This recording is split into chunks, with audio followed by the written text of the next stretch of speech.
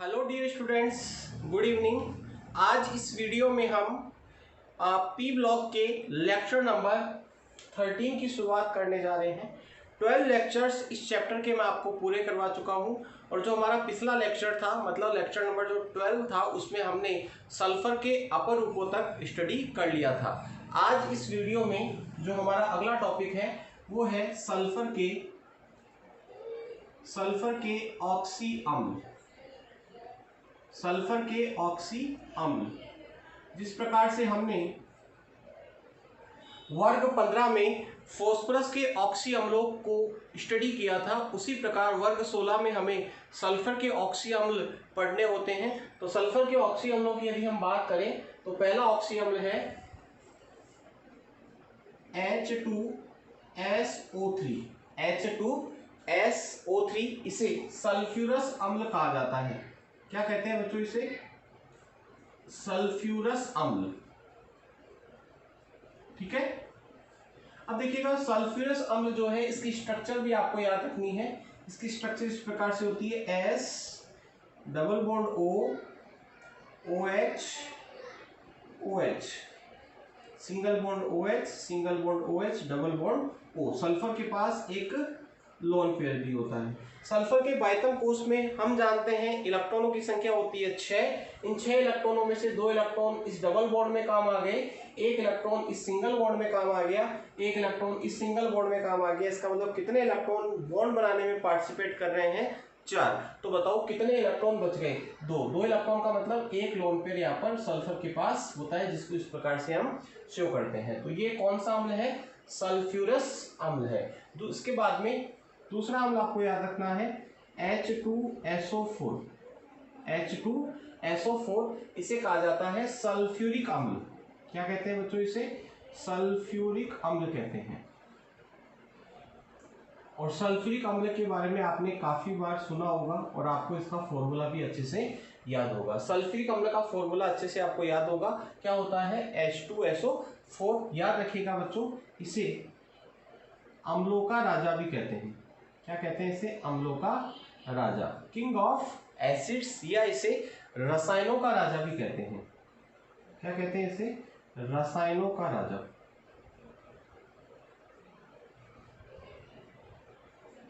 अब देखिएगा, सल्फ्यूरिक अम्ल की स्ट्रक्चर आपको बनानी है।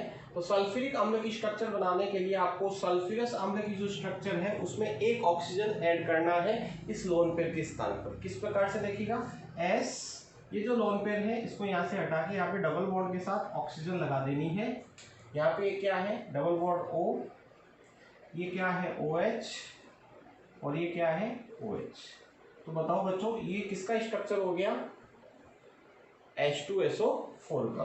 ठीक है। H2SO3 सल्फ्यूरस अम्ल होता है, H2SO4 सल्फ्यूरिक अम्ल होता है। सल्फ्यूरिक अम्ल का फॉर्मूला आपको याद होता है।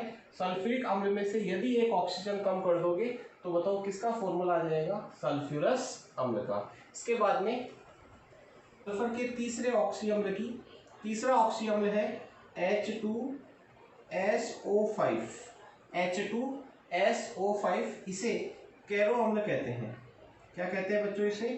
कैरो अम्ल कहते हैं, या फिर इसका एक और नाम है पर ऑक्सो मोनो सल्फ्यूरिक अम्ल। पर ऑक्सो मोनो सल्फ्यूरिक अम्ल। पर ऑक्सो मोनो सल्फ्यूरिक अम्ल H2SO5। अब देखिएगा, H2SO4 और H2SO5 में एक ऑक्सीजन का अंतर है। इसमें एक ऑक्सीजन कम है और इसमें एक ऑक्सीजन क्या है? ज़्यादा। तो इसकी स्ट्रक्चर बनाने के लिए हम क्या करेंगे? जो H2SO4 है उस H2SO4 में जो OH बॉन्ड है उस OH बॉन्ड को ब्रेक करके उसमें एक ऑक्सीजन इंसर्ट करवानी है। इस OH बॉन्ड को ब्रेक करके इसमें एक ऑक्सीजन क्या करवानी है? इंसर्ट करवानी है। तो हमारे पास किसका स्ट्रक्चर आ जाएगा? हमारे पास स्ट्रक्चर आ जाएगा किसका? H2SO5 का। तो इसका स्ट्रक्चर कुछ इस प्रकार होगा, H डबल बॉन्ड हो, H डबल बॉन्ड हो, OH, और ये जो OH है ना, इस OH को OOH में चेंज करना है। तो बताओ ये किसका स्ट्रक्चर हो गया? H2SO5 का। ठीक है। तो पहला ऑक्सी अम्ल कौन सा है? H2SO3। जिसे कहते हैं सल्फ्यूरस अम्ल। क्या कहते हैं? सल्फ्यूरस अम्ल। फिर H2SO4, क्या कहते हैं इसे? सल्फ्यूरिक अम्ल कहते हैं। और तीसरा जो ऑक्सी अम्ल मैंने आपको बताया वो क्या बताया? H2SO5। इसे क्या कहा जाता है? कैरो अम्ल या पर ऑक्सो मोनोसल्फ्यूरिक अम्ल कहते हैं इसे। ठीक है, इसका स्ट्रक्चर आपको मैंने बताया। H2SO3 का स्ट्रक्चर क्या बताया? S lone pair, double bond O, OH OH। फिर लोन पेयर के स्थान पर डबल बॉन्ड O लगा देना है सल्फर के साथ, तो वो स्ट्रक्चर किसका हो जाएगा? H2SO4 का। और H2SO4 में एक ऑक्सीजन इंसर्ट करवा देंगे, कहां पर? O और H के बीच में। तो बताओ वो किसका केमिकल फॉर्मूला आ जाएगा? H2SO5 का। H2SO5 को कैरो अम्ल कहते हैं। इसे पर ऑक्सो मोनोसल्फ्यूरिक अम्ल भी कहते हैं। क्यों? क्योंकि इसमें एक पेरोक्साइड बॉन्ड होता है। ये देखिएगा, ये कौन सा बॉन्ड है? Peroxide bond. पेरोक्साइड बॉन्ड और बाकी का जो अम्ल है वो क्या है? सल्फ्यूरिक अम्ल है। तो सल्फ्यूरिक अम्ल में पेरोक्साइड बॉन्ड है, इसीलिए इसको क्या कहा गया? पर ऑक्सो मोनोसल्फ्यूरिक अम्ल। ये क्या हो गया? Peroxo bond. और ये क्या है? सल्फ्यूरिक अम्ल से बना है, इसलिए इसको क्या कहा गया? पर ऑक्सो मोनोसल्फ्यूरिक अम्ल कहा गया। अब हम बात करेंगे चौथे ऑक्सी अम्ल की, और चौथा ऑक्सी अम्ल है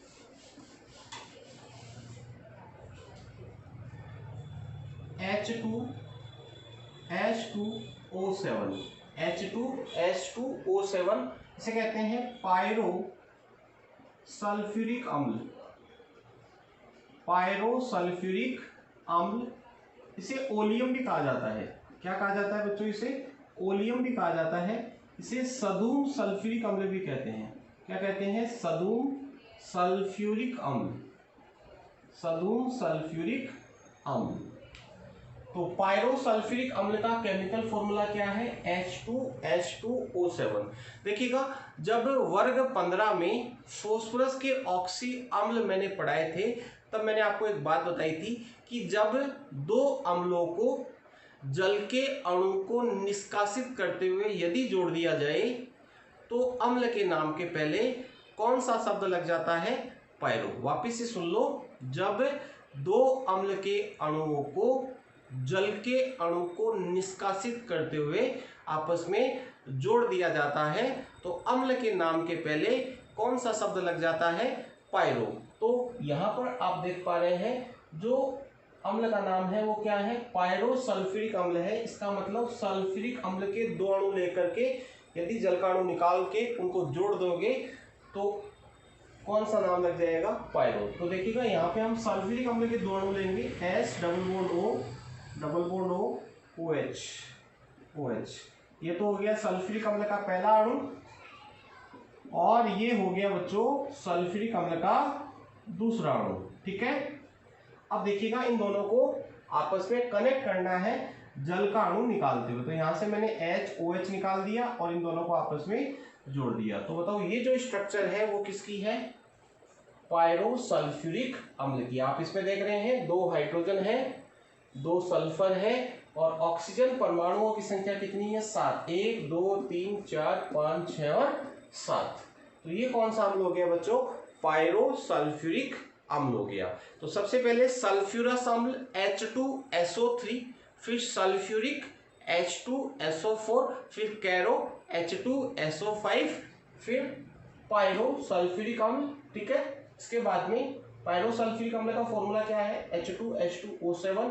और पांचवा जो ऑक्सी अम्ल है वो है H2H2O8, और इसे कहते हैं मार्शल अम्ल। क्या कहते हैं बच्चों? इसे मार्शल अम्ल कहते हैं। और मार्शल अम्ल का दूसरा नाम है पर ऑक्सो डाइसल्फ्यूरिक अम्ल। पर ऑक्सो डाइसल्फ्यूरिक अम्ल। अब इसका जो स्ट्रक्चर है वो किस प्रकार बनाना है? जो पायरो सल्फ्यूरिक अम्ल का स्ट्रक्चर था उसमें एक ऑक्सीजन और ऐड कर देनी है बीच में, यानी पेरोक्साइड बॉन्ड बना देना है। तो देखो ये क्या हो गया? पेरोक्साइड बॉन्ड हो गया। तो पर ऑक्सो, दो सल्फ्यूरिक अम्ल है, दो है कि नहीं? एक इस साइड में एक इस साइड में, तो पर ऑक्सो डाइसल्फ्यूरिक अम्ल इसका एक और नाम होता है। तो बताओ क्या नाम है? मार्शल अम्ल या पर ऑक्सो डाइसल्फ्यूरिक अम्ल।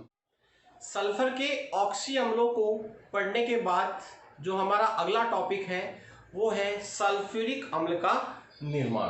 सल्फ्यूरिक अम्ल का निर्माण देखिएगा, व्यापारिक स्तर पर यदि बात की जाए तो सल्फ्यूरिक अम्ल का निर्माण संपर्क विधि के द्वारा किया जाता है। कौन सी विधि के द्वारा? संपर्क विधि के द्वारा। तो यहाँ पे हम बात करेंगे सल्फ्यूरिक अम्ल बनाने की संपर्क विधि की। तो देखिएगा, सल्फ्यूरिक अम्ल का निर्माण व्यापारिक स्तर पर कौन सी विधि से किया जाता है? संपर्क विधि से। और इस विधि से प्राप्त होने वाला जो सल्फ्यूरिक अम्ल होता है वो 98 से 99.8% तक शुद्ध होता है। 98 से 99.8% तक क्या होता है? शुद्ध होता है। संपर्क विधि के द्वारा सल्फ्यूरिक अम्ल बनाने के लिए, संपर्क विधि के द्वारा सल्फ्यूरिक अम्ल बनाने के लिए 5 पदों से गुजरना पड़ता है। अर्थात संपर्क विधि के कितने पद होते हैं? 5 पद होते हैं। संपर्क विधि के द्वारा सल्फ्यूरिक अम्ल का निर्माण करने के लिए कितने पदों से हमें गुजरना होता है? 5 पदों से। अर्थात हम कह सकते हैं संपर्क विधि में सल्फ्यूरिक अम्ल बनाने के लिए कितने पद होते हैं? 5 पद होते हैं। पहला पद है SO2 का निर्माण। SO2 का निर्माण, सबसे पहला पद है SO2 का निर्माण, यानी सल्फर डाइऑक्साइड गैस का निर्माण। सल्फर डाइऑक्साइड गैस का निर्माण करने के लिए आयरन पायराइड को ऑक्सीजन के साथ तेजी से गर्म किया जाता है। आयरन पायराइड को ऑक्सीजन गैस के साथ तेजी से क्या किया जाता है? गर्म।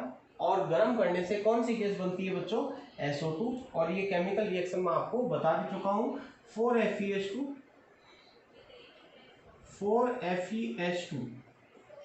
Plus 11O2 is equal to 2Fe2O3 plus 8SO2।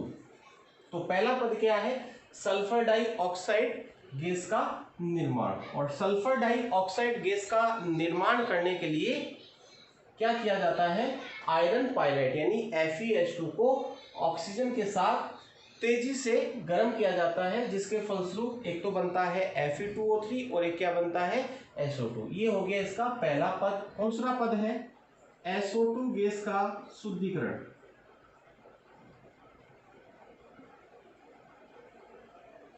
SO2 gas का शुद्धिकरण देखिएगा, प्रथम पद से प्राप्त होने वाली SO2 गैस जो होती है उसमें कुछ अशुद्धियां विद्यमान रहती है, कुछ अशुद्धियां उपस्थित रहती है। उन अशुद्धियों को दूर करना आवश्यक होता है। यदि उन अशुद्धियों को दूर ना किया जाए तो ये जो अशुद्धियां होती है ये आगे होने वाली रासायनिक अभिक्रियाओं में विष उत्प्रेरक का कार्य करने लग जाती है, जिस कारण से अभिक्रिया अच्छे से नहीं हो पाती। तो इन अशुद्धियों को दूर करना क्या होता है? आवश्यक होता है। तो सबसे पहली बात आपको ये ध्यान रखना है इसके अंदर कि अशुद्धियां किन किन पदार्थों की होती है। तो देखिएगा, अशुद्धियां जो होती है वो होती है धूल मिट्टी के कणों की, धूल मिट्टी के कणों की, प्लस अशुद्धियां होती है नमी की अशुद्धि होती है, प्लस आर्सेनिक की अशुद्धि होती है। आर्सेनिक की क्या होती है? अशुद्धि, प्लस कुछ अन्य अशुद्धियां होती हैं। ठीक है, तो ये आपको ध्यान रखना है कि SO2 गैस में जो अशुद्धियां होती है वो किन किन पदार्थों की होती है? धूल मिट्टी के कणों की, नमी की अशुद्धि, आर्सेनिक तत्व की अशुद्धि और कुछ अन्य अशुद्धियां जैसे जल में विलय होने वाली अशुद्धि। अभी आपको बताते हैं, देखिएगा किस प्रकार से इनको दूर किया जाता है। सबसे पहले क्या किया जाता है? इन SO2 गैस को भाप कक्ष में प्रवाहित किया जाता है। सबसे पहले SO2 गैस को कौन से कक्ष में प्रवाहित करते हैं? भाप कक्ष में। जैसे ही भाप कक्ष में प्रवाहित किया जाता है SO2 गैस को, तो भाप कक्ष में क्या होता है? भाप होती है। वो भाप क्या करती है? SO2 गैस में उपस्थित अशुद्धियों को, किसकी अशुद्धियों को? धूल मिट्टी के कणों की अशुद्धियों को। भाप कक्ष में जैसे ही SO2 गैस को प्रवाहित किया जाता है तो भाप कक्ष में धूल मिट्टी के कणों की जो अशुद्धियां होती है वो भाप के प्रेशर से नीचे बैठ जाती है, भाप के प्रेशर से नीचे बैठ जाती है। कुछ इस प्रकार का भाप कक्ष होता है। अभी डायग्राम पूरा मैं बाद में बना के बताऊंगा, पहले थोड़ा बता देता हूँ ऐसे ही। कि जैसे ये भाप कक्ष है, इसमें ऊपर से कौन सी क्या प्रोवाइड की गई, भाप प्रोवाइड की गई। तो जैसे ही SO2 गैस इसमें आती है तो SO2 गैस में जो धूल मिट्टी के कणों की अशुद्धियाँ होती है वो कहाँ बैठ जाती है, भाप के प्रेशर से नीचे बैठ जाती है। तो भाप कक्ष में धूल मिट्टी के कणों की अशुद्धियों को दूर किया जाता है। उसके बाद में इसको भेजा जाता है जल कक्ष को, इसमें भेजा जाता है जल कक्ष में। दूसरा कक्ष होता है जल कक्ष। उस जल कक्ष में जैसे इसको भेजा जाता है तो क्या होता है, जल में विलय होने वाली अशुद्धियाँ जल कक्ष में दूर हो जाती है। जैसे ही इसको जल कक्ष में प्रोवाइड किया जाएगा, जल कक्ष में क्या होता है, जल भरा रहता है। क्या भरा रहता है, जल। जैसी SO2 गैस जल कक्ष में आती है तो क्या होता है बच्चों, जल कक्ष में उपस्थित जो जल होता है उस जल में SO2 गैस की वो अशुद्धियाँ जो जल में विलय होती है वो क्या हो जाती है, दूर हो जाती है। तो जल कक्ष में जल होता है और जल कक्ष में कौन सी अशुद्धियाँ दूर होती है, वे अशुद्धियाँ जो जल में घुल जाती हो। ठीक है। उसके बाद में इसको प्रोवाइड किया जाता है H2SO4 कक्ष में, H2SO4 कक्ष में। H2SO4 जो होता है वो एक निर्जली कारक होता है। H2SO4 क्या होता है बच्चों, निर्जली कारक होता है। ये क्या करता है, नमी की अशुद्धियों को दूर करता है। H2SO4 नमी की अशुद्धियों को दूर करता है। तो जैसे ही SO2 गैस H2SO4 कक्ष में आती है तो H2SO4 कक्ष में H2SO4 उपस्थित होता है। H2SO4 क्या करता है, नमी की अशुद्धियों को दूर कर देता है। इसके बाद में SO2 गैस को अगले कक्ष में भेजा जाता है और उस कक्ष का नाम होता है FeOH3 कक्ष, FeOH3 कक्ष। अर्थात इसमें FeOH3 उपस्थित होता है। इस कक्ष का एक और नाम है आर्सेनिक शोधक कक्ष, आर्सेनिक शोधक कक्ष, आर्सेनिक शोधक कक्ष। और आर्सेनिक शोधक कक्ष में क्या उपस्थित होता है, FeOH3 फेरिक हाइड्रोक्साइड। ये फेरिक हाइड्रोक्साइड क्या करता है, आर्सेनिक की अशुद्धियों को अधिशोषण की प्रक्रिया के द्वारा हटाता है। ठीक है।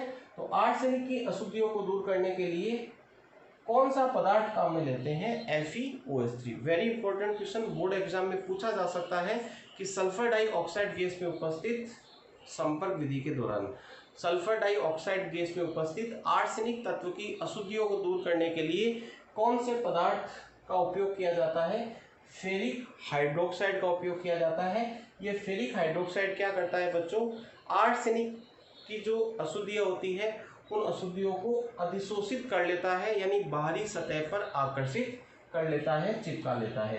तो बताओ FeOH3 कक्ष या इसे क्या कहते हैं, आर्सेनिक शोधक कक्ष कहते हैं। इसमें क्या बना रहता है, FeOH3। ठीक है। तो यहाँ पर कौन सी अशुद्धियाँ दूर हो जाएगी, आर्सेनिक की अशुद्धियाँ। तो इस प्रकार SO2 गैस को क्या कर लिया जाता है, शुद्ध कर लिया जाता है। वापिस से बता देता हूँ, पहले पद में जो SO2 गैस प्राप्त हुई उसमें कुछ अशुद्धियाँ थी, उनको दूर करना क्या था, आवश्यक। दूर करने के लिए सबसे पहले कौन से कक्ष में भेजा गया, भाप कक्ष में। किसको भेजा गया, SO2 गैस को। क्यों भेजा गया, क्योंकि धूल मिट्टी के कणों की अशुद्धियों को क्या करना था, दूर। तो भाप कक्ष में भाप को प्रोवाइड किया जाता है ऊपर से नीचे की ओर।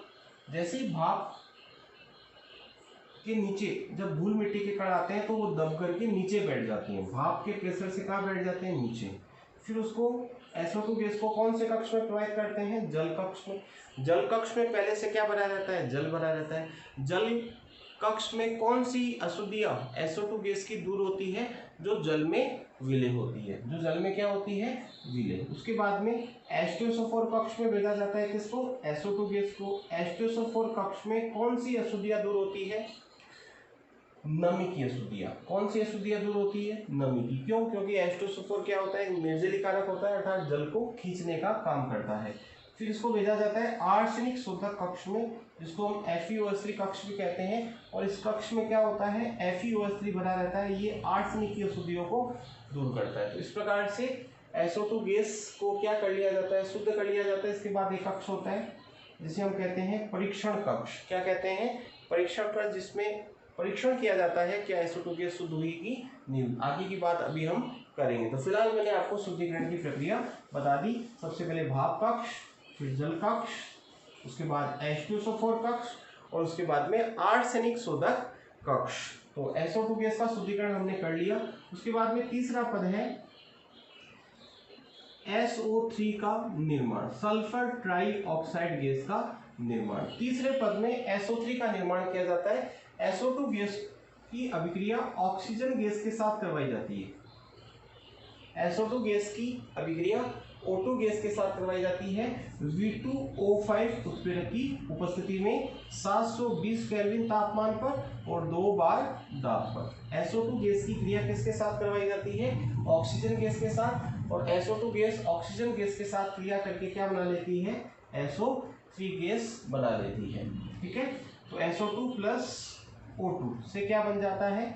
SO3। और ये जो प्रक्रिया है ये संपर्क कक्ष में संपन्न होती है। संपर्क कक्ष आगे लगा होता है। अभी जो मैंने आपको आर्सेनिक शोधक कक्ष बताया उसके आगे परीक्षण कक्ष होता है, उसके आगे क्या होता है? संपर्क कक्ष। अभी पूरा डायग्राम मैं आपको बना के बताऊंगा। तो इसको संतुलित कर लेते हैं। यहाँ पे 2 और यहाँ पे भी 2, तो 2SO2 प्लस O2 से क्या बन जाता है? 2SO3। ठीक है, ये जो अभिक्रिया है इस अभिक्रिया में ऊष्मा का उत्सर्जन होता है, अर्थात ये अभिक्रिया ऊष्मा क्षेपी होती है। ऊष्मा क्षेपी होती है। इसका मतलब इस अभिक्रिया को करवाने के लिए आवश्यक परिस्थितियां क्या होगी? तापमान का मान निम्न होना चाहिए। तापमान का मान क्या होना चाहिए? निम्न होना चाहिए।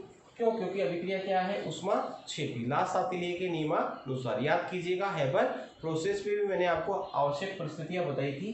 तो SO3 की मात्रा को उच्च करने के लिए, SO3 की मात्रा को उच्च करने के लिए पहली आवश्यक परिस्थिति है कि तापमान का मान निम्न होना चाहिए, यानी तापमान निम्न होना चाहिए। हम कह सकते हैं निम्न तापमान। ठीक है, दूसरी आवश्यक परिस्थिति है, देखिएगा अभिकारक साइड में कितने गैस के अणु हैं? 3, और उत्पाद साइड में गैस के अणुओं की संख्या क्या है? 2, कम है। तो उत्पाद साइड में जब गैस के अणुओं की संख्या कम होती है तो अभिक्रिया को अग्र दिशा में ले जाने के लिए दाब क्या होना चाहिए? उच्च होना चाहिए। ठीक है, और तीसरा आपको पता ही है, बारीक पिसा हुआ उत्प्रेरक। तो SO3 गैस की मात्रा को बढ़ाने के लिए 3 परिस्थितियां क्या है आवश्यक? वो वाली जो अमोनिया वाली थी हैबर प्रोसेस में, वो वाली है निम्न ताप, उच्च दाब, बारीक पिसा हुआ उत्प्रेरक। और ये जो SO3 गैस है ना, इसी से आगे H2SO4 बनेगा। इसी से आगे क्या बनेगा? H2SO4। तो आपसे यदि पूछ ले कि संपर्क विधि में H2SO4 की मात्रा बढ़ाने के लिए आवश्यक परिस्थितियां बताओ, तो बताओ निम्न तापमान, उच्च दाब और बारीक पिसा हुआ उत्प्रेरक। तो ये 3 पद मैंने आपको बता दिए। उसके बाद में जो चौथा पद है वो है ओलियम का निर्माण। किसका निर्माण बच्चों? ओलियम का निर्माण।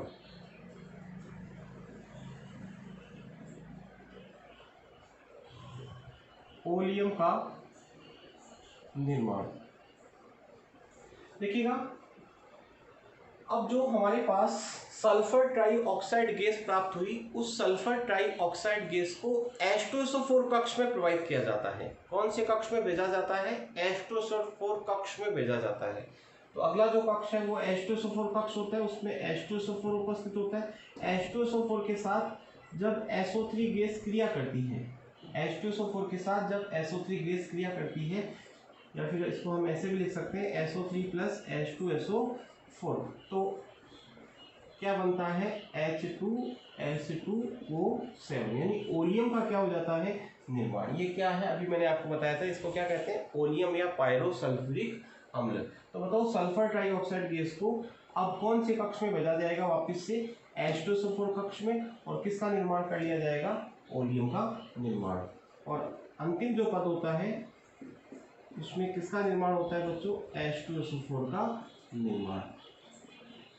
कैसे होता है? ये जो ओलियम बना, इस ओलियम को अब जल में मिलाया जाता है। किसमें मिलाया जाता है? जल में। नीचे एक बॉक्स रखा होता है, भी आपको बताएंगे। तो जैसे ही H2H2O7 को जल में मिलाया जाता है, जल में डाला जाता है, तो बताओ क्या बन जाता है? H2SO4 के कितने अणु? 2। ये देखो हाइड्रोजन कितने हैं? 4, तो ये 4 हो गए। सल्फर कितने हैं? 2, तो यहाँ पर 2 सल्फर हो गए। ऑक्सीजन कितनी है? 8, तो यहाँ पर ऑक्सीजन कितनी हो गई? 8। इस प्रकार से सल्फ्यूरिक अम्ल का निर्माण कर लिया जाता है। ठीक है, तो ये 5 पद हैं किसको बनाने के? H2SO4 को बनाने के। कौन सी विधि के द्वारा? संपर्क विधि के द्वारा। पहला पद क्या बताया? SO2 का निर्माण। 4FeH2 plus 11O2 is equal to 2Fe2O3 plus 8SO2। ठीक है, ये पहला पद। दूसरे पद में क्या होगा, SO2 गैस को शुद्ध किया जाएगा। ठीक है, शुद्ध करने के लिए सबसे पहले भाप कक्ष में भेजेंगे, जहाँ पे धूल मिट्टी के कणों की अशुद्धियाँ दूर हो जाएगी। उसके बाद में जल कक्ष में भेजेंगे, जहाँ पर जल में घुलने वाली अशुद्धियाँ दूर हो जाएगी। उसके बाद में H2SO4 कक्ष में भेजेंगे, जहाँ नमी की अशुद्धियाँ दूर हो जाएगी। और उसके बाद में आर्सेनिक शोधक कक्ष में भेजेंगे, जहाँ पर आर्सेनिक की अशुद्धियाँ दूर हो जाएगी। किसके द्वारा, FeOH3 के द्वारा। उसके बाद परीक्षण कक्ष में भेजेंगे, परीक्षण किया जाएगा उस कक्ष में कि SO2 गैस शुद्ध हुई या नहीं हुई। ठीक है, यदि शुद्ध हो जाती है तो उसको आगे भेजते हैं, अगर शुद्ध नहीं होती है तो वापस से वो वाला मार्ग वापस से रिपीट किया जाता है। उसके बाद में उसको भेजते हैं संपर्क कक्ष में, जहाँ पर ऑक्सीजन होती है, V2O5 उत्प्रेरक होता है, 720 केल्विन तापमान होता है, 2 बार दाब होता है। वहां पर क्या बना लिया जाता है, सल्फर ट्राईऑक्साइड गैस। और सल्फर ट्राईऑक्साइड गैस को पहले H2SO4 में घोल के क्या बनाते हैं, ओलियम, और ओलियम को जल में घोलकर क्या बना लेते हैं, H2SO4। तो बताओ कितने पद हो गए, 5। अब इसका एक डायग्राम है वो देख लीजिएगा। सबसे पहले क्या होता है, एक बॉक्स होता है यहाँ पर इस प्रकार से, इसको कहते हैं पाइराइट बर्नर। क्या कहते हैं, पाइराइट बर्नर। इस पाइराइट बर्नर में कुछ इस प्रकार से रेक्स लगी होती है, कुछ खांचे होती है ऐसे, और इनके ऊपर क्या रखा होता है, आयरन पाइराइट, मूर्खों का सोना। ठीक है, फिर अगला बॉक्स यहाँ पर होता है इस प्रकार से। ठीक है, इसको कहते हैं भाप कक्ष। क्या कहते हैं, भाप कक्ष। ठीक है, और ये दोनों कक्ष आपस में ऐसे एक पाइप के द्वारा जुड़े होते हैं। ठीक है, तो देखो पाइराइट बर्नर में क्या होता है, ऑक्सीजन गैस प्रोवाइड की जाती है। तो आयरन पाइराइट और ऑक्सीजन गैस आपस में क्रिया करके उच्च ताप पर तेजी से कौन सी गैस बनाते हैं, SO2 गैस। वो SO2 गैस इसमें बनती है और इस पाइप के थ्रू इसमें आती है। ठीक है, और यहाँ पर जो पाइप लगी हुई है इसमें एक शीतलक भी लगा होता है। क्या लगा होता है, शीतलक। ये शीतलक क्या करता है, SO2 गैस के टेम्परेचर को थोड़ा कम कर देता है, क्योंकि हमें पता है आगे जाके जो हमें संपर्क कक्ष में अभिक्रिया करवानी है उसमें तापमान का मान क्या रहना चाहिए, कम रहना चाहिए। तो इस पाइप में एक शीतलक लगा रहता है। शीतलक का मतलब ठंडा करने का कोई उपकरण होता है। उस पाइप में SO2 गैस को क्या कर देता है, ठंडा कर देता है। अब ये SO2 गैस कौन से कक्ष में आएगी बताओ, भाप कक्ष में। और भाप कक्ष में ऊपर से क्या प्रोवाइड की गई, भाप। ठीक है, भाप क्या करेगी, धूल मिट्टी के कणों को, धूल मिट्टी के कणों को कहाँ बिठा देगी, नीचे। तो धूल मिट्टी के कण यहाँ पर क्या हो जाएंगे, धूल। इसके बाद में जो अगला चैम्बर होता है, कक्ष होता है, उसको क्या कहते हैं बच्चों, मैंने अभी आपको बताया। भाप कक्ष के बाद में कौन सा कक्ष होता है, जल कक्ष होता है। क्या होता है, जल कक्ष। अब SO2 गैस को जल कक्ष में भेजा जाता है। जल कक्ष में जल उपस्थित होता है और जल में अशुद्धियाँ घुल जाती है, अशुद्धियाँ घुल जाती है। जो अशुद्धियाँ जल में घुलने वाली होती है वो जल कक्ष में क्या हो जाती है, दूर हो जाती है। इसके बाद में अगला जो चैम्बर होता है उसका नाम है H2SO4 कक्ष। बिल्कुल, H2SO4 का निर्माण करने के लिए हमें H2SO4 हमारे पास पहले से होना चाहिए। संपर्क विधि में H2SO4 ही बना रहे हैं और H2SO4 ही हमारे पास पहले से होना चाहिए। और भी विधियाँ होती है सल्फ्यूरिक अम्ल बनाने की जो आपके सिलेबस में अभी नहीं है। तो H2SO4 कक्ष में किसको भेजा जाएगा, सल्फर डाइऑक्साइड गैस को। और यहाँ पर बताऊँ H2SO4 कक्ष में नमी की अशुद्धियाँ क्या हो जाएगी, दूर हो जाएगी। नमी की अशुद्धियाँ क्या हो जाएगी, दूर। उसके बाद में जो अगला कक्ष होता है वो होता है आर्सेनिक शोधक कक्ष।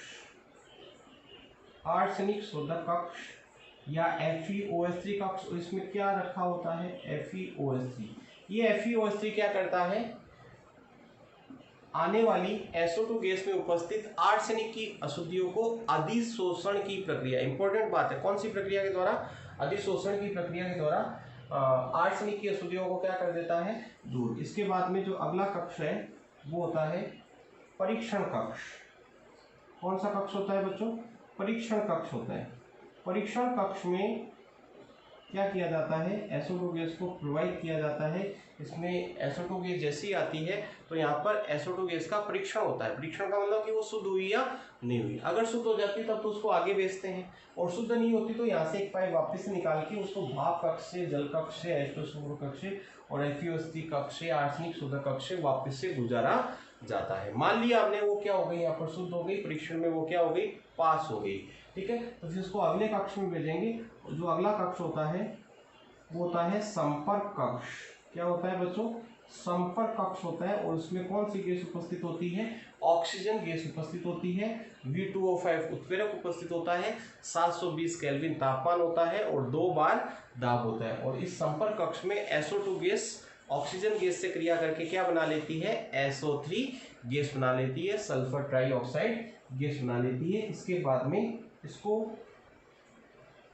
अगले कक्ष में भेजा जाता है, और अगला कक्ष कौन सा होता है बच्चों? H2SO4 कक्ष। यानी H2SO4 कक्ष 2 बार काम में आएगा, एक बार तो नमी की अशुद्धियों को दूर करने के लिए, एक बार ओलियम बनाने के लिए। अब इस SO2 गैस को H2SO4 कक्ष में भेजा जाता है। H2SO4 कक्ष में SO3 गैस जो होती है, सॉरी SO2 नहीं, SO3 गैस जो होती है वो H2SO4 से क्रिया करके क्या बनाती है? ओलियम। और उस ओलियम को अब एक पाइप के माध्यम से नीचे जल रखा होता है, उस जल में उसको मिला लिया जाता है, और मिला करके क्या बना लेते हैं? H2SO4 बना लेते हैं। हालांकि देखो यहाँ पर जो ओलियम बना, सॉरी यहाँ पर जो सल्फर ट्राइऑक्साइड गैस बनी, उसको डायरेक्टली वाटर में भी घोला जा सकता था।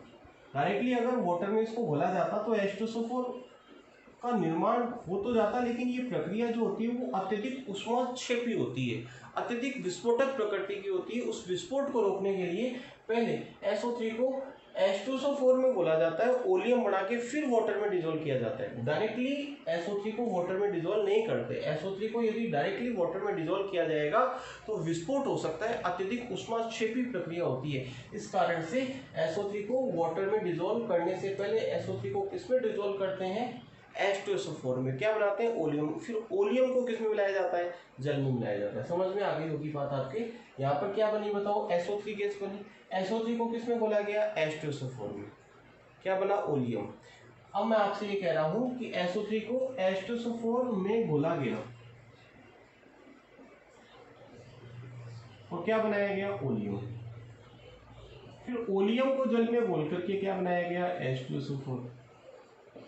ये भी तो हो सकता था कि SO3 को डायरेक्टली किसमें घोल लेते? जल में। ये देखो H2SO ऑक्सीजन कितनी हो गई? 4।